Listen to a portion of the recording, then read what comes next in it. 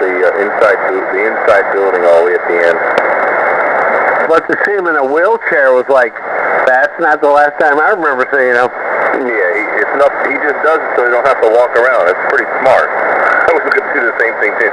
They rent the scooters there on the other side of the building, so you can zip around the flea market area.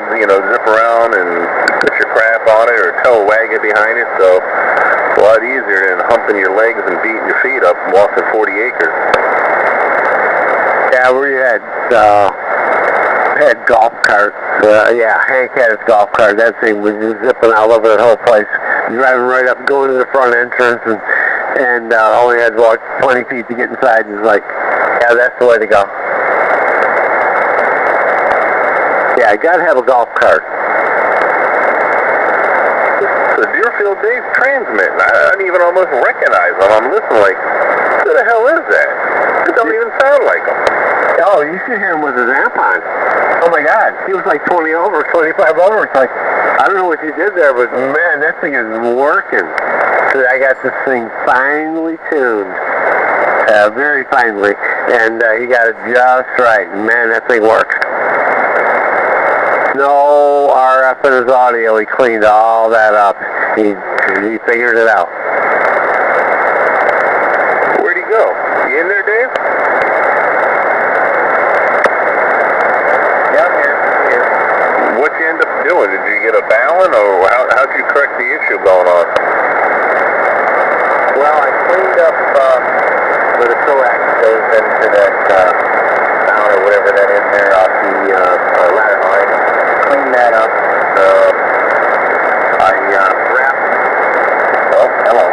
I wrapped up the foot pedal. It's like a 15-foot aisle foot pedal. I wrapped that up into about 15 coils, and then there's another piece that comes off the microphone that's probably 10 foot. I wrapped up that about 6 coils, and all of a sudden everything was gone.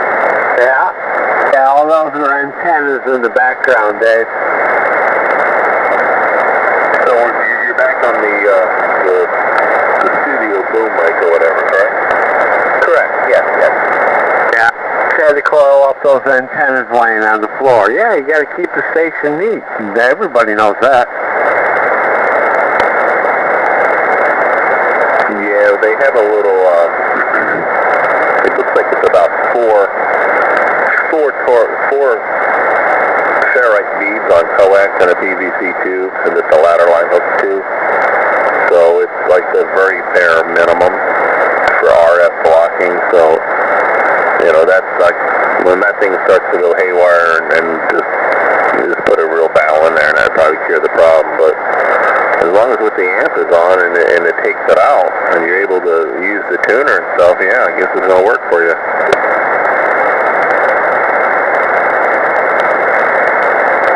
He's loud. That amp on, Dave, he's easily up past 20. I go, holy cow, what the heck did you do, man? You must be transmitting straight into them power lines out back. Yeah, I got him an S9 right now, but he may have the radio back down to drive the amp, so the radio's set on a lower drive level. It's level right now. He's not at 100. No, I'm at 100, but when I run the amp, I have it at 85. And the amp's not even on right now, Dave. Okay. Yeah, I get him at S7, S8 right now. Okay, 10, just touching the plus before the 20. And that's how many watts, Dave, 80? No, right now, 100, but I said at 85 is when I had the amp on the other day. Okay.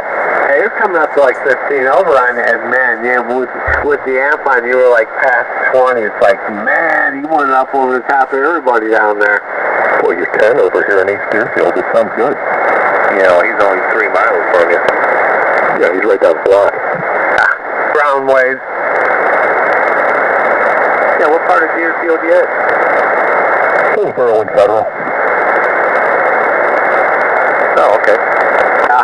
Down the road from Nick. And you got the processor on, Dave, or you have the processor off now?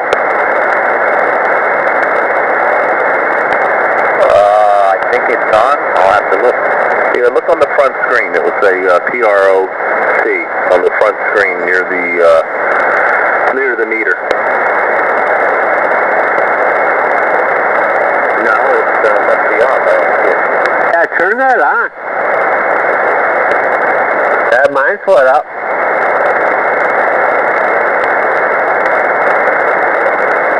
I think on that radio it's one of the buttons on the left-hand side of that radio. Just under the power button, a couple buttons down to the first button, under the power button.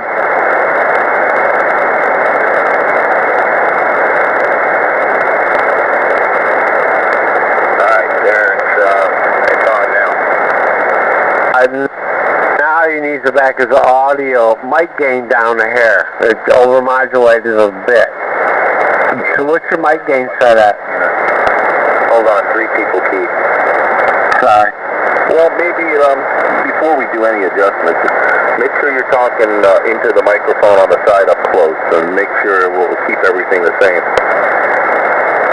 Right. Yeah, my nose is about an inch away from the mic right now.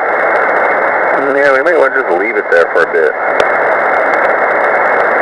Yeah, that made a big difference in your signal. You came up like a couple S units, you know. Yeah, I'm sure that's just conditions or no. Yeah, you're more on the plus. With that off, you go under the plus. With it on, you go into the middle of the plus before the 20. Cool beans. That's a really good signal. Barefoot. If you had the amp on, you'd be way past 20.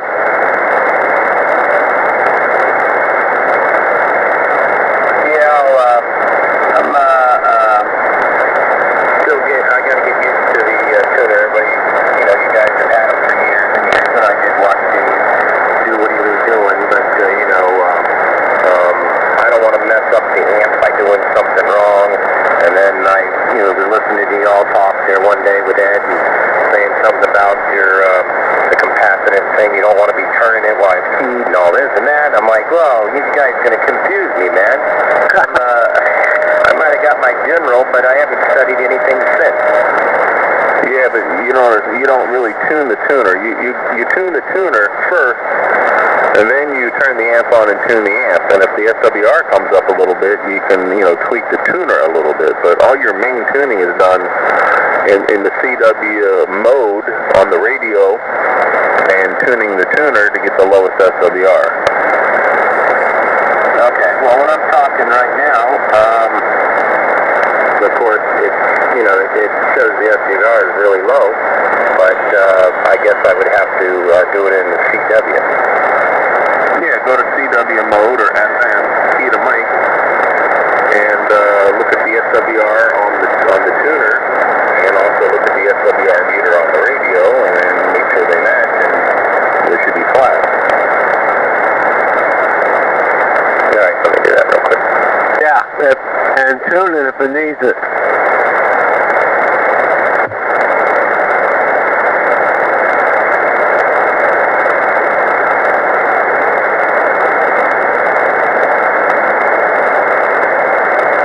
Is the flip-flop back on Fort Lauderdale, or is it still on the island? No, it's still in Sanibel. He's not going to Fort Lauderdale till later next week. Oh, okay. He had to pick up some equipment. We exchanged some equipment from that. I may go over with him. I'm not sure yet. Exchange equipment? Yeah, when we get the other tuner, got a better tuner there. The A2KG, which is just a roller inductor. It's L networking tuning. And that's the better of the two. And he's got, he's got everything else to get water the plants and feed the animals. So I thought he had two of the same tuners. He does not. One's an A2K, the other one's an A2KD. They're not. One's got 3 controls, the other has 2. No. It's higher Is it really power. necessary? You have your tuner too. Yeah, I'm going to put that on one antenna and he's putting his on the other.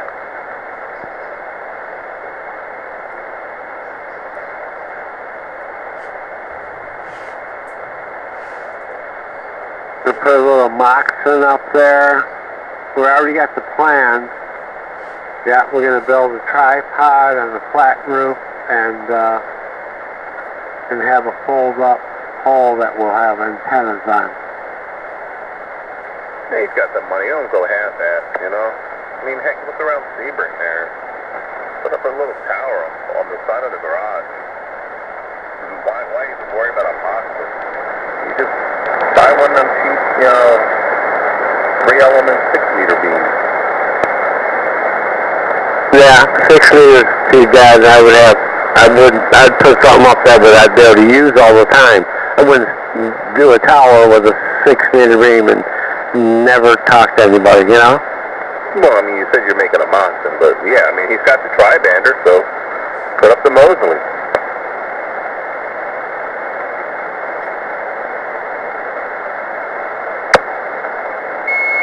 Yeah, he's got one laying there behind the shack.